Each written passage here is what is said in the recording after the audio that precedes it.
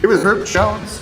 Herb, I think the biggest question is, how are you feeling? How are you feeling physically, health-wise after the season-ending injury and everything? I'm feeling great now.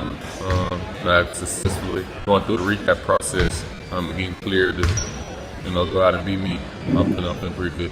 What was that like for you? That was really the first big injury you've had at the NBA level. Kind of what was the process of everything? Like, where were you emotionally with all of it? At first I struggled just because, basketball, not being able to play the game that you love for any amount of time, they tell you to sit down, it hurts. But at the same time, I knew that I needed to get something fixed, and we took care of it. It was a great rehab journey. I wouldn't say it was easy, but it was definitely needed. And you're feeling good coming into the season. There's been a lot of changes now with this organization. How's the shift been from, like the David Griffin era to the Joe Dumars era? It's been smooth. There hasn't really been any hiccups, at least that I don't know anything about. I think we're adjusted to how he wants us to play, how he wants everything ran. But I think as time goes on, we'll only get better. So what's kind of been communicated to y'all about what the expectations are, or how things are different and all of that? Yeah, just showing up and competing every night, regardless of sorry about that. Regardless of score, record, who plays, who doesn't play. We just want to establish a culture of hard playing guys playing in and out.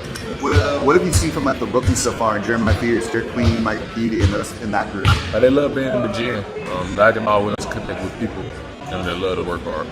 They got to work hard to kick you out of here, I know, with everything. So if those guys are here, you're definitely going to be with them. What about Jordan Poole? It seems like he's one of those guys as well that just loves basketball and is in here constantly. Yeah, and it's easy to connect with those guys. You find common ground. Working hard, coming to the gym. I think that's the foundation that you kind of build from there. What was did you get a break during the offseason beyond the injury and the rehab and all of that? Did you do some fishing? Were you taking a little bit of time away from everything? My time away was being injured, so I didn't take a lot of trips. I tried to go fishing, but I was mostly just concerned about the rehab process and making sure I was doing everything in my power to be back and be at the Pelicans. Yeah, you signed the extension in the offseason. That came a little bit after your name was in rumors of trades or things like that. What did that process look like? Were you acting, hey, are y'all actually looking to trade me, or did you know you were pretty solid here? And then when did the extension talk start? And walk us through all of that. And I just checked in on my current. I just checked in on my current contract situation, just to get an update on where things were. And I found out that I was eligible for an extension. Okay. And so I was all for it. I didn't really care about the amount other people were getting at the time. I just wanted to get enough to take care of my family. And that's more than enough to take care of my family.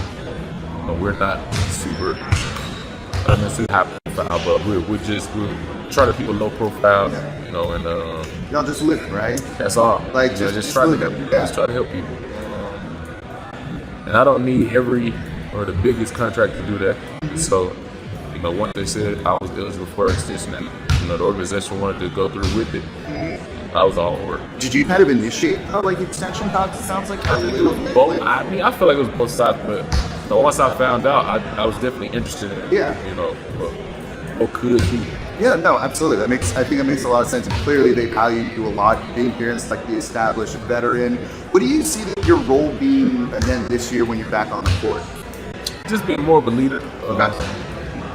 It'll be hard for me to say be more vocal. I'm just going to try to pick my spots. So things need to be said, I'll say them, but for the most part, just being a leader and being consistent with being a leader. Is there anything they asked you to work on this offseason? Any areas of growth that you specifically wanted to do in terms of play on the court?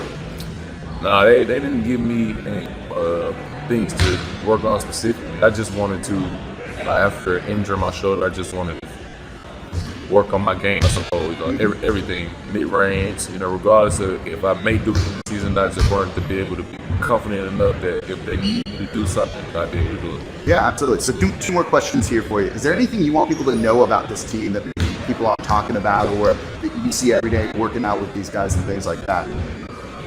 I mean, just be ready to, see the group come out and compete every night. I won't promise wins, but I can promise that we'll compete.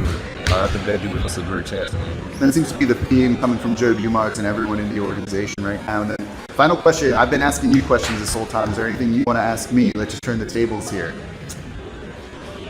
How long have you been doing the podcast? I've been doing the podcast for 9 years now, and I was just telling that I'm covering the team for 16 years, so seeing all eras of basketball here in New Orleans. Well, where started? Honestly, great question. I loved basketball growing up and decided I just wanted to kind of be in the space a little bit. I grew up in Los Angeles originally, watching Kobe and Shaq play when I was younger, and then having a team in the city that I live in New Orleans, being able to just follow it closely and kind of share that passion with others and connect them closer to the team has been really special. All of that. All right, awesome. Thank you, sir. I appreciate it. Thank you.